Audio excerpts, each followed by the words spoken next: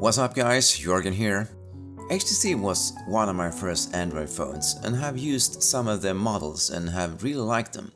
But there have been some phones since then, and now is HTC Ultra here, HTC's latest flagship, and it feels like they are adapting to new technology on this phone.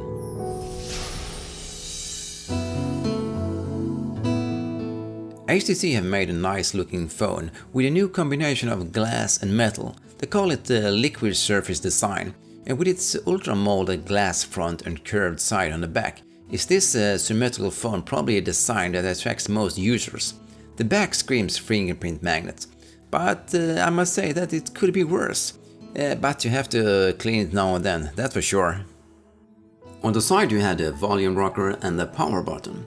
And on the top you have the slot for the SIM card and the memory card. So for you who like to save music or other stuff on a memory card, is this a great feature. And notice something that many don't like. They have removed the headphone jack and only use the USB Type-C port. This is something we have seen before on like iPhone. So we probably have to get used to this now. But we do get a headset to the phone, so let's look at what we get with the phone. In the box do we get a charger, a phone case cover and a headset. And this is really nice to get a phone case cover, so you can protect your phone from the start if you like. And the headset is made for USB Type-C, but it would be nice to get an adapter so you can use your old headset too, as many have a favorite headset that they just love. On the front have HTC placed two screens, one big 5.7-inch Quad HD screen and the second small screen for shortcuts and basic info like a calendar and reminder.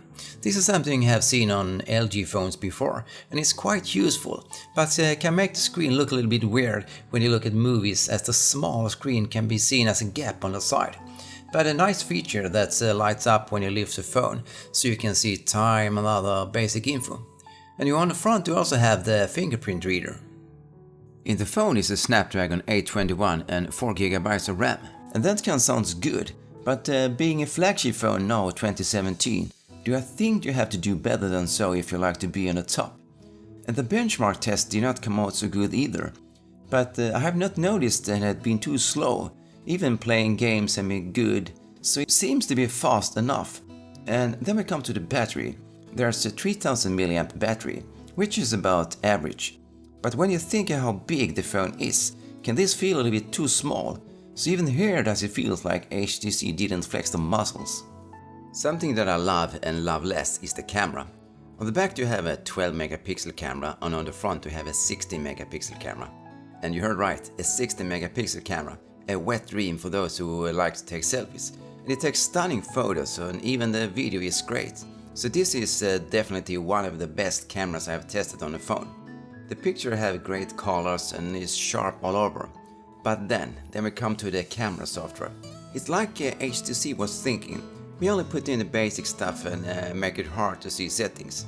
You can't even take black and white photos, and finding what size for your pictures is not the best. You have to tap and tap to see what setting there is. So it's hard to get a good picture of what setting there is to choose from. So the software pulls down the appearance of the camera. And that is sad, that is a great camera. And that probably don't sound so good, but something that sounds good is speakers. The sound is clear and crisp and don't even sound bad at highest volume. So here has HTC managed really excellent. And the headphones that come with the phone sounds fine too. So the sound part have they done a really good job at.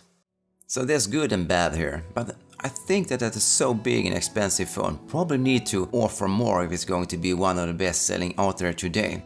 You have to have water and dust protection, or at least wireless charging to have a chance in that price range. So 2017 didn't start so good for HTC. But I'm looking forward to see their next phone that is coming up here soon, HTC 11. Hopefully can I do a review on that one too. And if you have any questions, type them below. But for now, over and out.